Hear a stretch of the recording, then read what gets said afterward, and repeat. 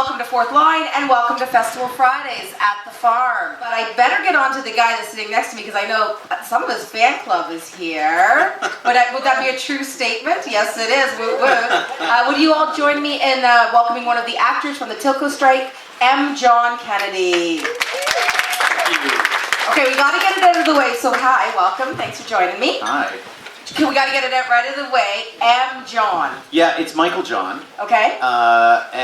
But everybody in my family seems to go by their middle name. So my dad is also Michael John. I'm actually Michael John Kennedy the third. But my dad goes by Jack.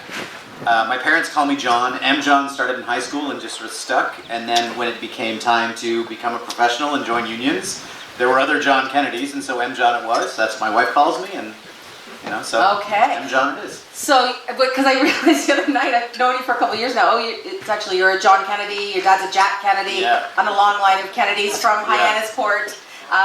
So I'm so thrilled you're here, and you've worked with us for 2 summers, right? So you're now in the Tilco Strike, and last summer you were in Alex Posh Golden's The Great Shadow. The Great Shadow, amongst many characters, Tyrone Power Senior, yes? Senior, Tyrone Power Senior, Yes, exactly. yes. Star of Hollywood. Silent film star. Yeah. Mm-hmm.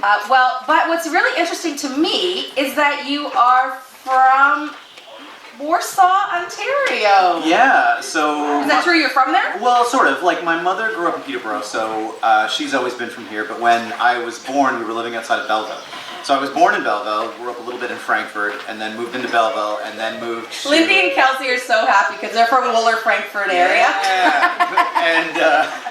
And then we moved back to this area, and I started school in Lakefield in grade 4.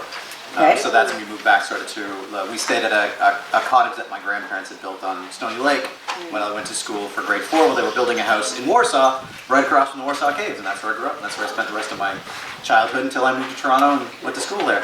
So, is that an isolated childhood in Warsaw? Yeah, I mean... In the 1950s? Yeah, in the 1950s. In the 1980s and 90s. Yeah, I mean, until I could drive, I basically, I rode my bike into Warsaw and, rented movies on VHS and, would ride them back, and that's what I did. But in the summers, especially once I had a job and I could drive, I would spend a lot of time at the lake. My parents didn't sell my mother's parents' cottage that she shared with her siblings and all of my cousins. We spent a lot of our summer there, so I grew up with a lot of cousins who were like brothers and sisters to me. And so I would spend a lot of summer there, or in the Warsaw Caves. It's always cool in the caves. I'm afraid of those caves. I love Warsaw Caves, and I went there a lot as an air cadet when I was in high school. Oh, yeah? Yeah. But we did a lot of stuff out there, but I'm a little afraid of caves. I have claustrophobia, so caves are not good for me. They're no good for me. Hey, I wanted to ask you, so you went to St. Pete's, yes? I did. And there you go. I keep running into people who know, well, Michelle is an example, but so many people that you know from your time in Peterborough at St. Pete's. Mm-hmm. But were you acting already in high school? When did the bug hit? Oh, yeah. So I remember doing a play, I think it would have been in grade 4, my first year at St. Paul's, Lakefield. We were doing this, the grade 4 class, I think it was, would always do their little end of year thing in French. And so we were doing ours in French. That was the sort of the standard thing for that class. And I remember I was playing multiple characters. There was a spy scene happening, and then I was everyone in the background. And so I was going past as a different person. I'd change costume quickly and then loop back around. I have a dream to put that in a play out here. One person who just comes through. And yeah. I saw it recently at the Edmonton Heights production of Wizard of Oz, and it still kills. Yeah, it was really, and I got to do that here last year in Great Shadow, is when we were doing the premiere of the film. I came through as 4 different characters going to the premiere. After I was Tyrone Power, I came through 3 more times. Oh my God. Which was just fun, because it was Cynthia was like, could you get through again? And I was like, Cynthia, I think I could get through 2 more times. And then I did twice, and I was like, I got time for another one. Quick costume change, new hat, new glasses, whatever. I would watch you do some of your quick changes down here by the actor entrance. All right, let's go. I think that was where it really started. My mother was always involved in the Peterborough Theatre Guild growing up. She went to PCBS, and she was an actor. And then my sister was heavily featured in her high school productions. she's 5 years older. So as she was finishing high school, I was starting, and somebody dropped out of the play. And Patricia Young, who is one of the directors and drama teachers there, she was like, "Wait, are you Laura Kennedy's little brother?" "Yes." "Are you an actor?" "Yeah." "Great, come here, come be in this play." So at grade 9, a drama teacher grabbed me and put me in a play. You never hear that from young men in high school at all, that they get a lead role walking down the hallway. Yes, you do. It wasn't a 50 lead. girls audition. I was a soldier. I was a priest. I only had a couple lines. Okay, no, And then that was kind of it for high school. And then when I figured out that I could actually go to university and study this, that was it. I went to York and I got a degree in theater, an honors degree in theater. So you have a BFA in acting from York? I actually have a BA, a Bachelor of Arts with honors in the study of theater. So I didn't get my degree just as a BFA. I decided to do the academic degree because I knew I might want to do more, which I did. I went to U of T and got a master's degree at the Drama Center. Okay. And that's where I'm at for now. And was there like a eureka moment in high school where you realized you're going to go to theater school? It was when I found out that I could go get a degree. Like I always knew that education was always very important in my family. My father didn't get to finish high school. It was the 50s when he was in high school, and he's dyslexic, which of course at the time they're just like, "You're stupid." Yeah. And so the nuns, who were his teachers, told him that he was not smart enough to finish high school and he shouldn't bother. So he dropped out and went to work. So it was, and my mother went to school, and then she went back to school when I was a teenager and became a teacher. So school was always really important in my household. It was a big part of the language growing up, and so I knew the narrative of your life. So I knew I wanted to get a degree, and so I really didn't think that studying acting was going to be a thing I could do and still do that academic pathway. But when I found that I could, I was kind of like, oh well, that's what I'll do then. So I applied at a couple of different places, but York was always my first choice because it was the most practical as well as being academic at the time, because Ryerson didn't offer a degree at that time, so it wasn't even on my list. Right. And it was a polytechnic. It was only the tech program because we're the same year. Yeah, that's right. Oh, and you went to Ryerson. Yeah, and yeah. You couldn't get a degree in the acting program. You could only get the degree in the. You could only get the degree in the technical part of the program. Wow. Yeah. Okay. Yeah, and so it was. There were only a couple places I was looking at. York was my first choice, and so that's where I went. And so you finish your degree. Is the master's right away, or are you going to be a working actor to start with? Well, I was, again, very fortunate. So in my first summer... Is there going to be no struggle in this story? I'm fine with it, but yeah look at him. Yeah, okay, Sorry. continue. All right. Yeah, so in my first summer, after first year university, I auditioned for and got a job being an actor touring with TYA, with a company called Mad Science Productions, playing for Professor Pruitt and his assistant Crash. And so I did that in the summers. So I was already working professionally while I was studying, and that's what paid for school.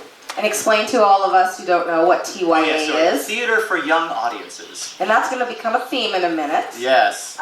And so what was it like after you graduated? Is it right into it? You've never stopped working kind of thing? I've been really lucky, yeah. Yeah, okay.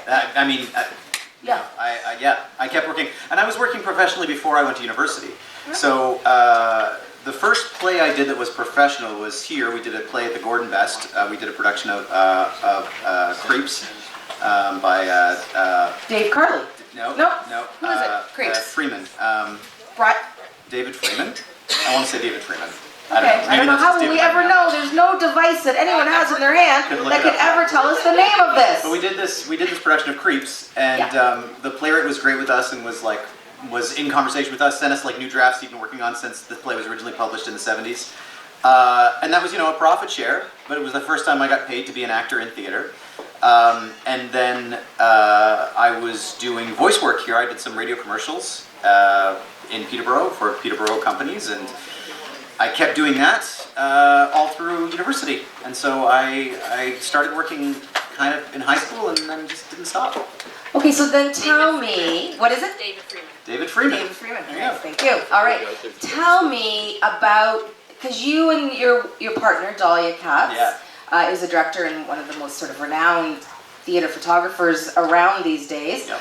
You had Solar Stage, which is a children's theater. You ran it for a while, right? We did, yeah, so I worked there as an actor when I first got out of school. Okay.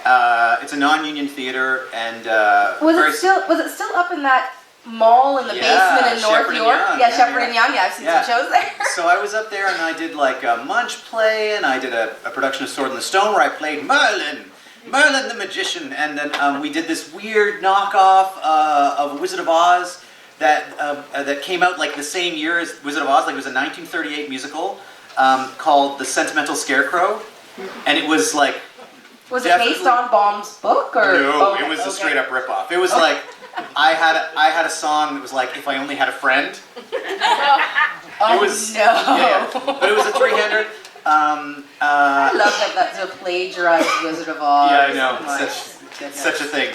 And so I worked there a number of years when I was fresh out of school, and then like, as these things go, you become a union actor and you move on to different projects. And then someone who Dahlia was working with as a stage manager used to be the GM there, the general manager. Yeah. And basically said, hey, listen, they're going to close the theater. The board is kind of done, and the artistic director is going to resign. And then Dahlia said to me, well, I know M. John used to work there. Maybe he'd be interested in helping keep it open. So Dahlia and I stepped in and we ran it for 5 years, and then we retired and handed it over to some other folks. Right. And so, okay, and let me understand this. And that was like 20 years after I worked there as an actor. Oh, okay, that long. Yeah. You got your master's at some point in this, and at some point you became the head of acting at the Randolph Academy. Yeah. Yes? So yeah. So Randolph Academy, I started teaching there not too long after I came back from being on tour as an actor for a number of years doing the Professor Pruitt thing. I got to do shows in 38 different states. It was great. I had a wonderful time. It's a fun life touring, but it's hard. Those van tours are tough. Yeah. It's when you've got like 3 people in the front of a truck with the set in the truck behind you, and you're like driving from LA to Toronto in 2 days.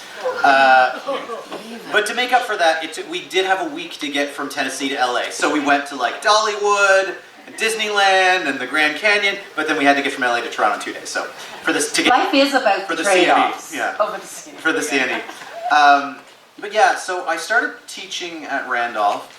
And I first came in there as a TA, sort of assisting, coaching people on their monologues and scenes, and then started teaching scene study. And then I also did the Second City thing for a while and came back and taught improv. And over the years, I've taught like Shakespeare and voice and text, and this course called Acting Foundations, which is kind of a very large course they get in their first year, trying to teach them how to use their bodies and voices, but also learn about acting theory and actor training and what like acting is. And so after being there for, again, almost a couple of decades now, I, a year and a half or 2 years ago, was asked to be the head of the acting program. And so now I run the program with the other department heads and our program manager. And so there's like 4 of us who kind of run the place. It's amazing. And does that kind of stability from a permanent job like that, does it change anything, or do you always have that kind of stability? Well, because not a lot of people in this sector of business have that kind of stability. What's weird is that because even though Randolph is a college program now, it wasn't when I started, everyone who is on faculty there is still working in the industry. And so we're all contractors, even myself included. Okay. And so I get a contract for a term every term. So every 4 months, I'm on a new contract.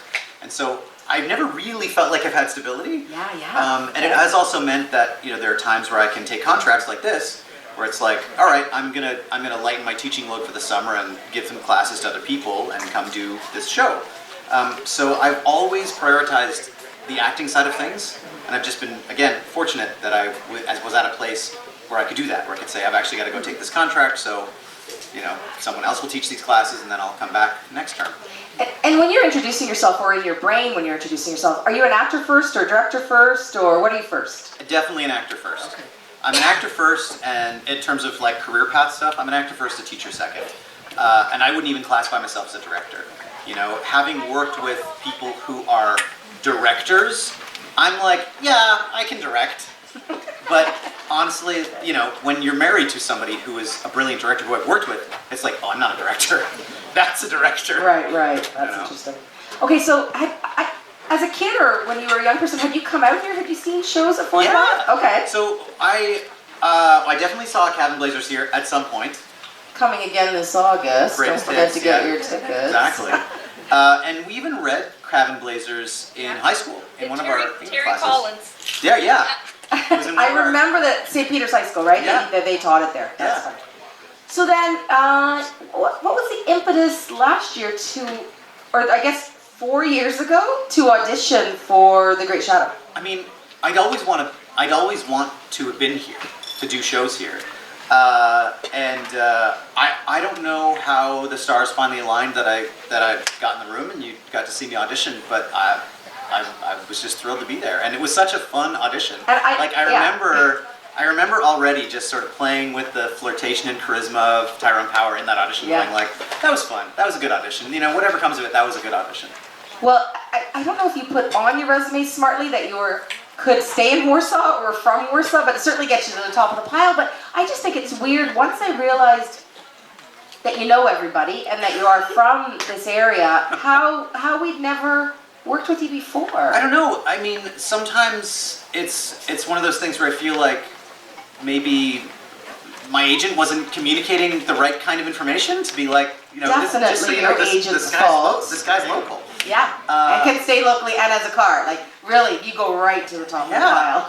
And so I did a couple summers at Globus in Bob Cajun, Right. and which is also like not a hard drive from Warsaw. And I don't know. I'm really glad to finally have been here last summer. Oh my gosh, we're so glad to have you. So tell me about what it is like to act in that space.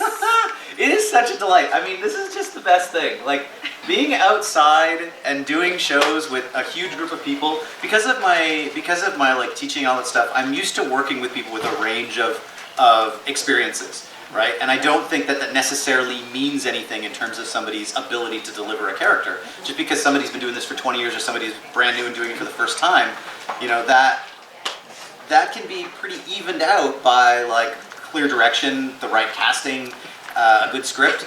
And so working with a huge cast like this is something you do not get to do anywhere else. Because your other big thing you do, and I want to come back to what's challenging with this space, but is your one-man munch, right? Yeah. So you spend a lot of time acting by and with, and not for yourself, but by and with yourself. I do, yeah. So when the pandemic hit, we've been doing munch plays. Like, I did a munch play at Solar Stage, you know, in like 2002 or something, and when I was fresh out of theater school. And then when we took over Solar, we knew munch plays were a good thing for us, and we started building these sort of minimalistic shows that would be easy to tour, so that, like, we did one that had more props and costumes, but we mostly did, over the 5 years we were there, 4 different shows that were pretty much like everything was bodies and voices. Okay. Maybe a few simple pieces. One crate, one box. Some of them. Like, we do like a box show where it's like wigs and costume pieces. And then when the pandemic hit, I was like, well, I think the first thing to come back is probably going to be theater for young audiences. And I think the first part is going to be like one-person shows or storytelling. And I've been talking about doing this version of this with Munch for a while. So I built one, it did well. I built another one and was doing both at the same time because people who saw the first one wanted to see the second one. And then I built a third one, and now it's kind of taken off. So, how many of the stories have you done now in the 3? Well, there's 4 stories in each one. So right now I'm only at 12 stories out of 75. He has that many stories? Yeah. Wow. And did you get nominated for a Dora recently, or multiple times? I got nominated for a few of them, yeah. Yeah? How many Doras have you been nominated for? That's like the Toronto version of the Tony Awards. In total? Yeah. Like, not just as an actor? Yeah.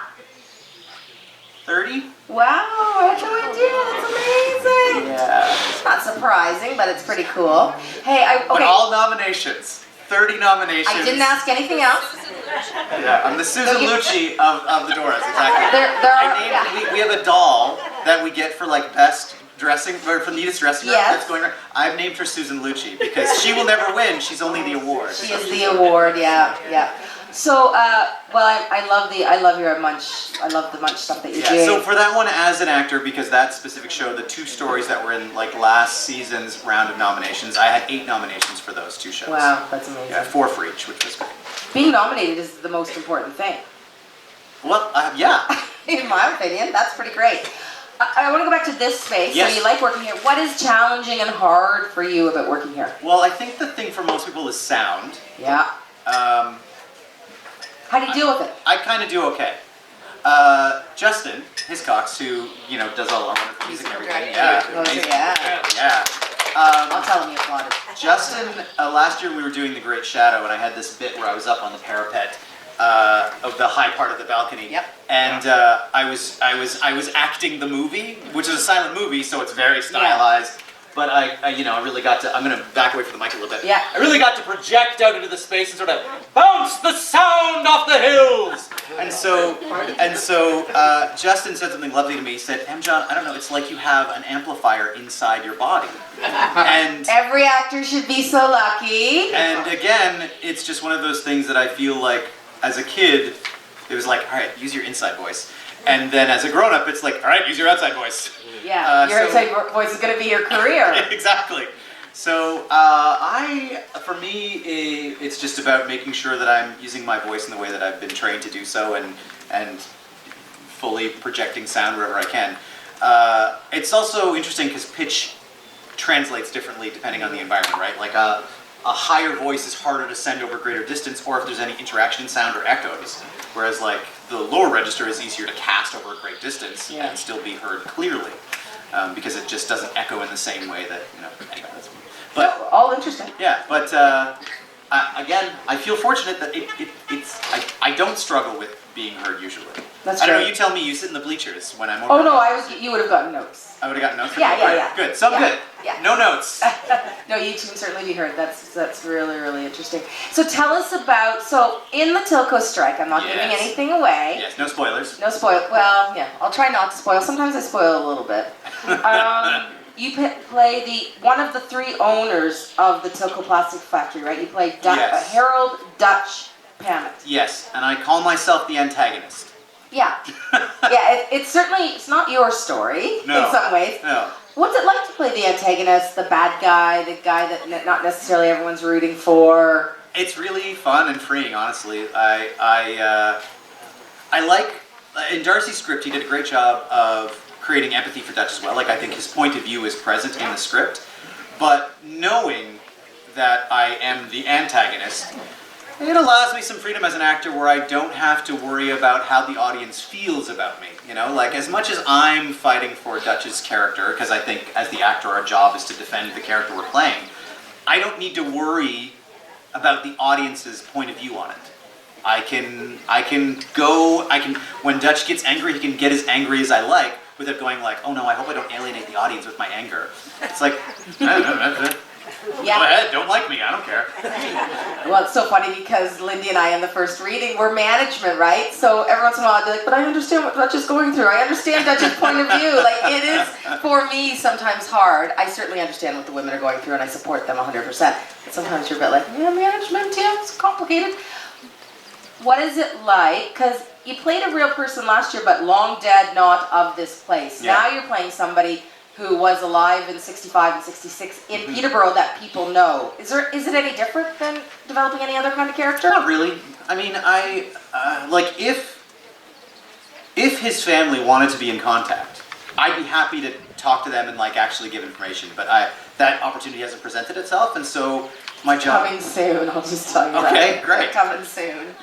So for me, it's the same as try to create a fully realized human being who has reasons for what they do, and do my best to defend them as a lawyer might say, like, these are the choices they make in this play because this isn't real life. It is as much as it's a work of fiction inspired by actual events. Exactly. Read it in the program. Exactly. Like as much as well researched as this play is, and as much as people will recognize references in the play from that time, it's still not. These events didn't happen in the course of 2 hours. Right? And some of those private conversations Darcy would never have been privy to, so he made up things like we'll see in your office between you and your assistant or you and the other owners, right? Exactly. So I just, I try my best to have a good time.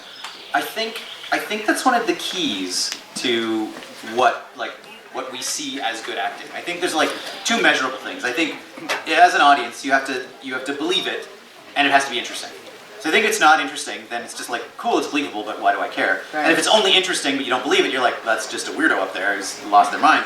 But I think the key for me as the performer on this side of the conversation is, I think the actor always has to have fun, even when you're playing a terrible thing, like something torturous for you, the character. I think the actor has to go, this thing is awful, but it's not real. So I'm allowed to really let myself sit in this sadness and horror and terrible things. That's not necessarily just like this character he's playing. Yeah, I just mean like he's using in the general. example. I just didn't want to be like, what am I seeing tonight? No, yeah. This play, I actually have a great time. Yeah. Because the only darkness I have to worry about is kind of the sense of injustice and anger, which is really fun because it's quite empowering to be able to use your voice and get mad and swear at people and shake your fists and smoke a cigar. Yeah. Yeah. So how do you go about it? Like, how do you develop a character? How do you build a character? How do you work with text? Like, can you give us some of the shorthand abbreviation version of that probably very long process? Yeah, the really short version is, acting is doing, right? Acting is action. Acting is trying to get something from another person. If you just go in the room and you just say the words without having anything to do with them, then it's kind of flat, right? So for each relationship, each person you interact with, you have to figure out, what do I want from this person? And then the words are, what am I doing to get it? And then there's all the stuff that's not on the words that you're trying to do to get it. So for me, it's as simple as that. It's like, and then there's all the research of the who am I? Even like, where did this person come from? What are their hopes and dreams on a really basic level, but also, like, how did they become the person they are? Which also helps you define what kind of person they are. But on a really active thing, it's like, who am I talking to? What do I want from that person? What am I doing to get it? And are you writing all of that down in your script, or how are you kind of recording that, or developing or processing all of that? Yeah, I would have, like, 15 years ago. Okay. But at this point, it's I don't know. I compare it to any sort of instrument. It's like when you're learning to play the piano, you're like looking at notes and looking at the music and looking at notes and looking at the music and looking at your hands, and then you get to a point where you're just like, you see the music and you're like, well, that's the music. You don't need it. Right. And so for me, it's a little bit that now with this kind of work is I don't need necessarily the same extent of this that I would have had I not been doing this for so long. Right.